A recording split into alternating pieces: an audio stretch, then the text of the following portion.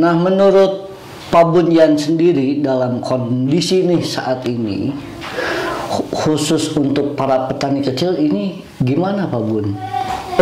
Tapi si petani sebagai end usernya dari produk mereka itu di pasaran tidak ada. Tapi di kalangan-kalangan tertentu yang besar-besar itu ada. Oke. Nah ini kan pertanyaan-pertanyaan besar bagi para petani, sehingga solusi bagi petani kecil yang saya lakukan.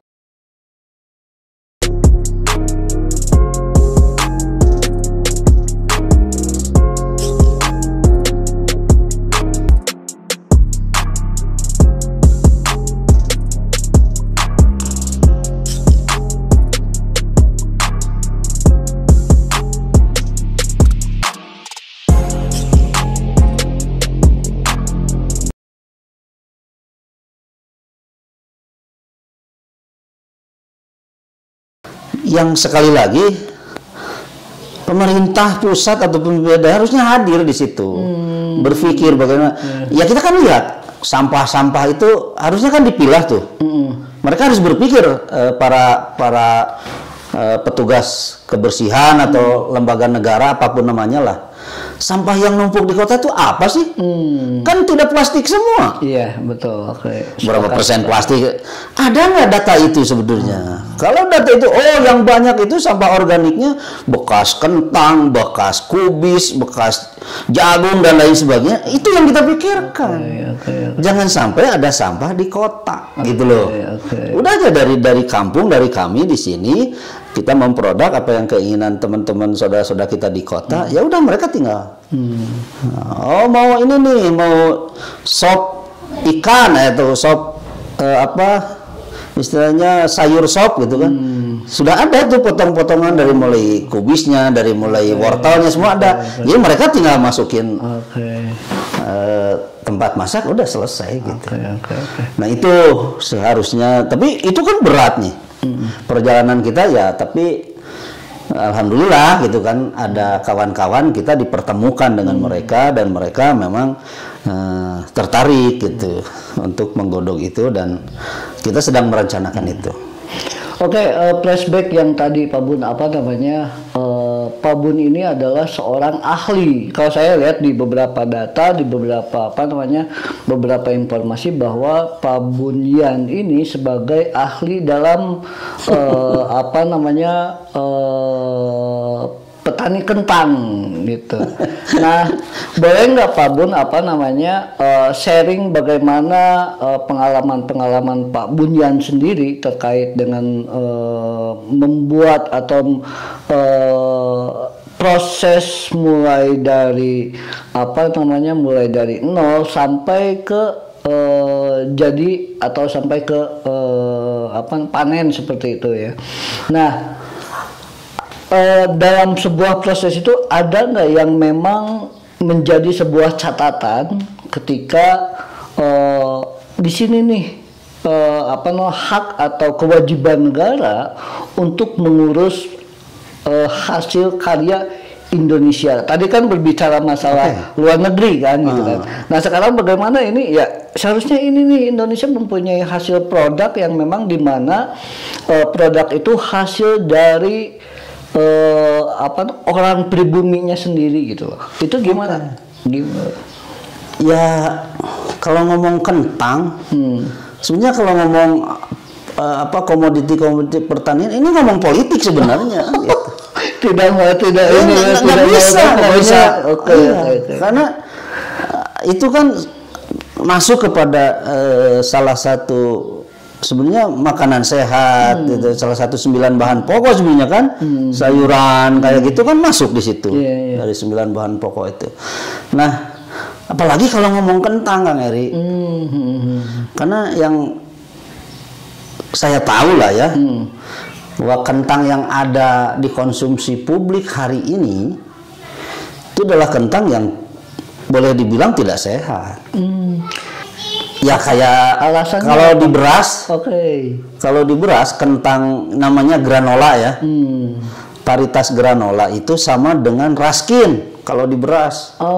Makan ternak bukan buat manusia tuh. Grade paling bawah. Iya.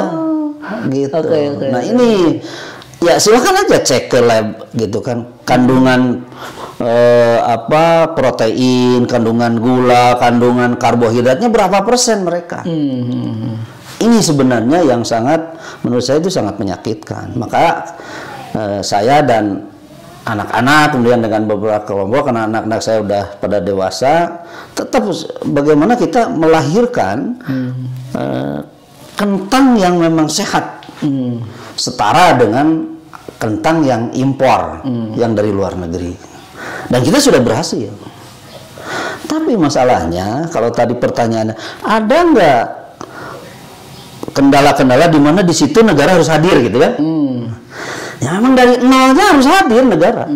Contoh misalkan melahirkan jenis kentang yang sehat gitu kan, yang kandungan gulanya rendah, kadar patinya tinggi gitu kan, proteinnya cukup tinggi, kadar lemaknya rendah gitu kan.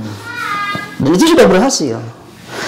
Tapi masalahnya yang menghasilkan itu kan lembaga riset. Kalau di Indonesia ada Balai Penelitian Tanaman, Sayur dan Buah-buahan, itu kan buah-buahan atau sayur itu Balisa yang ada di Lembang. Mereka sudah berhasil dan kita sudah kembangkan, dan itu sudah dicek di beberapa di beberapa perusahaan pengolah makanan, kemudian juga di Horeca itu hotel restoran. Jadi pengusaha-pengusaha hotel dan restoran itu udah oke semuanya. Tapi masalahnya adalah yang tadi, kendala yang paling awal itu sumber benih. Itu kan milik para peneliti. Harusnya, pertanyaan saya, kalau peneliti dibayar siapa sih? Ya kalau peneliti swasta, mungkin perusahaan dapat dari fundingnya dari mana, dari luar. Kalau peneliti di balai penelitian, itu kan pasti pegawai negeri.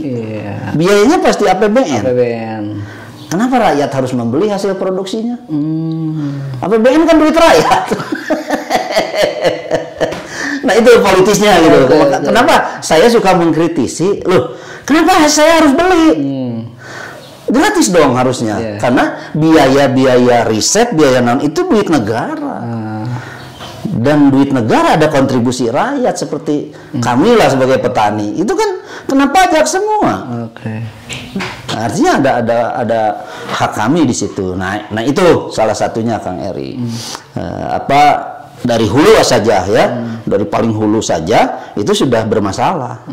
Yang pertama, yang kedua itu ada semacam lisensi gitu. Sertifikasi atau enggak, lisensi dulu. Dan lisensi itu bisa dijual belikan. Loh. Contoh misalkan ada satu varietas yang dibeli oleh perusahaan besar, maka kami sebagai petani jadi korban. Kalaupun kami kembangkan itu, dia meminta royalti kepada kami. Nah itu harus dicabut gitu loh. Peraturan itu harus dicabut. Undang-undang tentang benih itu harus clear, berpihak kepada. Jadi gini, ada yang disebut public domain. Ya. Nah setiap hasil riset, khusus kentang ya, itu statusnya harus public domain. Harus begitu. Kita sudah usulkan. Bila perlu Menteri Pertanian tuh udah ketok palu aja. Anda riset nggak perlu cari keuntungan apa-apa, yang dibayar kok oleh negara gitu kan. Nah, hasilnya itu menjadi milik publik gitu. Bukan seseorang. Kalau begitu dimilikinya sama perusahaan besar lagi. Nah, itu dari sisi hulu saja, Pak Eri sudah mengalami seperti itu. Yang kedua, pentingnya pemerintah ada itu adalah bagaimana mendampingi petaninya, gitu. Karena ini peluangnya gede loh.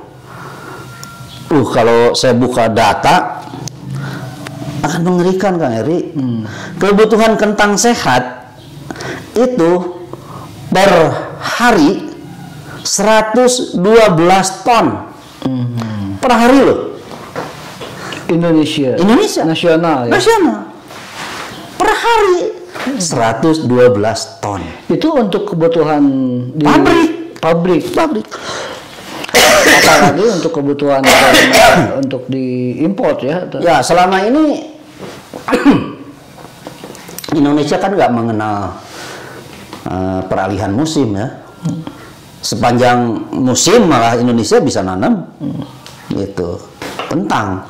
Ini peluang besar sebagai negara yang saya setuju sebenarnya kalau pencanangan 2045 Indonesia menjadi pusat lumbung pangan dunia. Saya sangat setuju.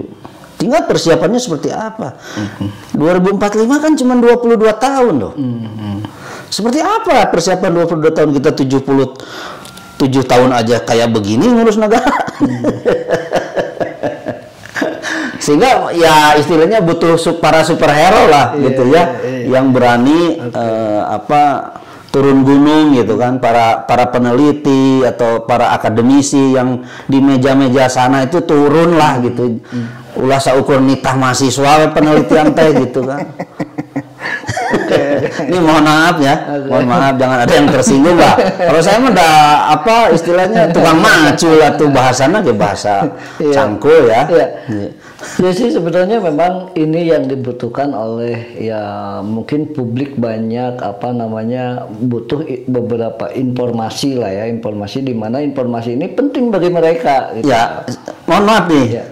Yang lebih tragis ya di dunia bisnis pertanian, khususnya sayur mayur, kalau padi kan jelas ada standar harga jual. Kalau sayuran nggak ada. Contoh saya mau nanya Kang Eri beli celana jeans, siapa yang nentuin harga? Pabrik toko sebagai penghasil, sebagai produsen. Kalau petani kan produsen. Iya. Tapi tidak bisa menentukan harga. Kan lucu kan? Nah ini bukan anekdot tapi harus jadi pemikiran gitu loh. Tadi berbicara masalah bagaimana hasil produk bumi atau hasil sayuran yang sehat seperti itu. Nah, sedikit mengulang bahwa ada sebuah proses-proses di mana hak dan keadilan bagi petani, khususnya petani kecil, petani guram dan sebagainya, untuk saat ini kita akan menghadapi 2024 atau pemilihan atau pemilu presiden 2024. Saya pengen bertanya kepada Pak Bunyan sendiri sebagai tadi backgroundisasinya seperti itu.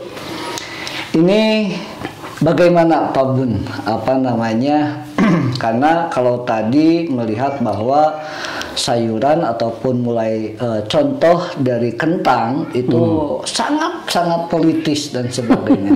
Nah ini nih kesempatan bagi para petani kecil, para petani guram memandang ke depan dengan ya mau tidak mau berbicara masalah kebijakan gitu. Masalah kebijakan di sana melahirkan sebuah keadilan kan seperti itu. Nah, bagaimana harapan mau siapapun presidennya, ini apa yang menjadi bukan harapan ya, memang harus dilakukan oleh seorang pemimpin negara bahwa kebijakan dan prosesnya itu memang harus adil kepada petani atau di sektor tani. Ini bagaimana Pak Bun dengan konteks seperti itu sendiri? Ya, kalau dari sisi kepemimpinan ya, sebenarnya suka pengen senyum kalau saya, karena mereka kan Muslim ya, dan pasti mereka tahu gitu loh standar pemimpin yang betul-betul seorang pemimpin yang melindungi gitu kan, yang adil, arif, bijaksana itu seperti apa sebetulnya. dulu pada masa kekhalifahan nih, mohon maaf nih, agak ke hulu dulu ya. Khalifah terakhir itu Sayyidina Ali. Ali kayak sekarang di Indonesia mau memindahkan ibu kota. Dulu pada masa Ali terakhir itu terjadi pemindahan ibu kota. Tapi Ali tidak mau menduduki singgasana kerajaan di situ. Karena Ali memandang bahwa itu menjadi suatu lambang kemewahan. Ali tidak mau tinggal di istana. Ali di rumah yang sangat sederhana. Mereka bergaul dengan rakyat-rakyat kecil. Pertanyaan saya, ada nggak di kita yang seperti itu? Wah, itu mah terlalu jauh seperti Ali. Lo banyak yang sebelum Ali gitu kan. Contoh misalkan di Iran ada Ahmadinejad gitu kan. Kemudian juga di mana di Peru, di Paraguay kalau nggak salah itu juga ada presiden yang bermiskin-miskin gitu kan, yang dimana dari sisi situ saja dia sudah berbuat adil untuk rakyatnya, apalagi kebijakan-kebijakan gitu loh. Bukan hanya sekedar ya gimana ya Kang Eri, pertanyaan saya tuh siapapun presidennya, pertanyaan yang berdasar itu siapa sebenarnya yang menguasai negara ini gitu.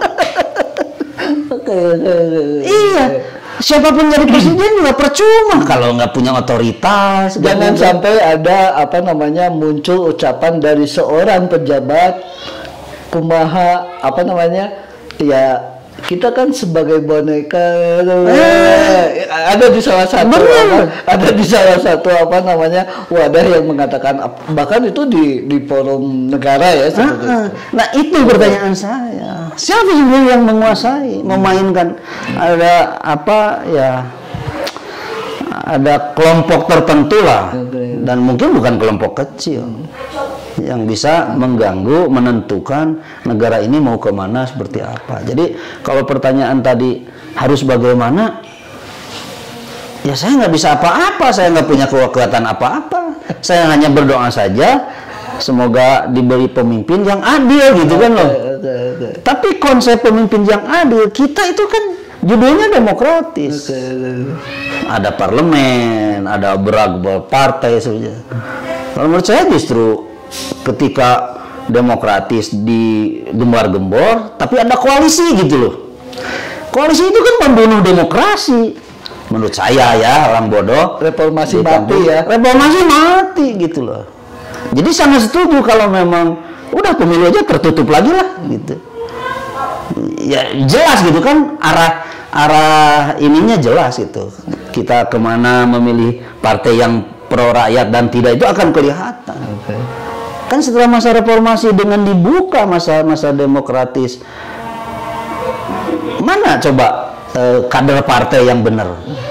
Di samping memang partai tidak melakukan fungsi dan tugasnya yang benar, pada hal-hal tertentu menjelang pemilu, partai kan nyari orang-orang yang berduit, yang punya popularitas, bukan dari kader loh.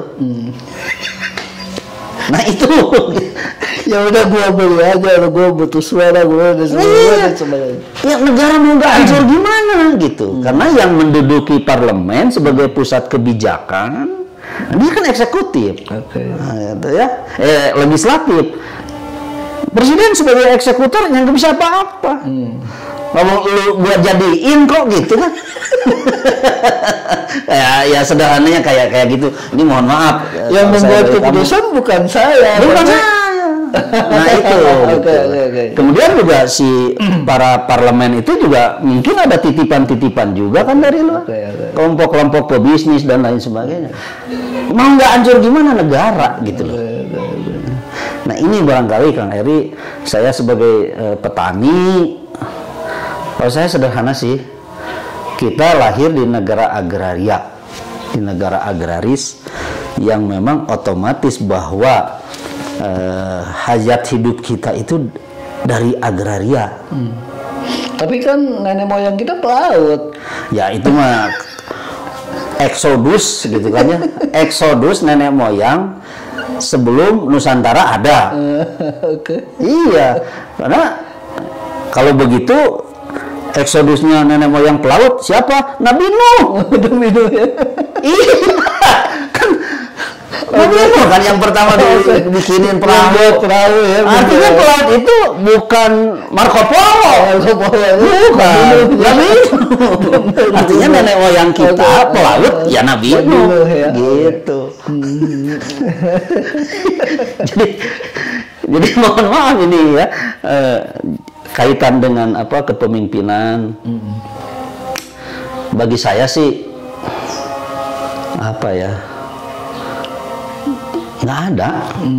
Itu bagi saya, siapapun dia, dari akademisi, dia jadi dari militer, dari apa, karena Indonesia ini tiketnya sudah ada yang pegang gitu loh. Jangan sampai bahwa menjadi ini, ya nggak tahu ya apakah memang skenario atau drama atau gimana ya, mungkin apa namanya ya, penonton bisa menilai sendiri itu dengan apa skema-skema atau apa yang terjadi di negara kita ini. Ya sederhana, kalau saya sebagai petani gitu aja lah. Jadi kalau dulu di Amerika ada seorang petani jadi presiden, Jimmy Carter gitu. Saya berharapnya begitu. Biar memang wakilnya dari seorang petani, presiden petani atau nelayan gitu kan. Wakilnya bisa dari petani dan bisa jadi nelayan. Itu yang akan saya pilih. Kan nggak ada. Oke, itu bincang-bincang dengan apa, dengan Pak Bunyan, bagaimana memandang seorang pemimpin negara untuk 2024. Jadi harapannya bahwa ada yang memang benar-benar apa namanya pro terhadap masyarakat kecil di situ. Terima kasih Pak Bun atas waktunya. Mungkin kita ke depan di mana ada peluang atau luang waktu yang memang untuk bisa berbincang kembali Pak Bun. Ya. Terima kasih. Oke, sama-sama. Nanti kita bisa ketemu langsung di lapangan. Langsung di lapangan. Oke. Ini menjadi sebuah gambaran bisa disebut lelucon, bisa juga disebut ya terserah bagaimana kawan-kawan penonton menilainya sendiri. Terima kasih. Saya pamit. Wassalamualaikum warahmatullahi wabarakatuh.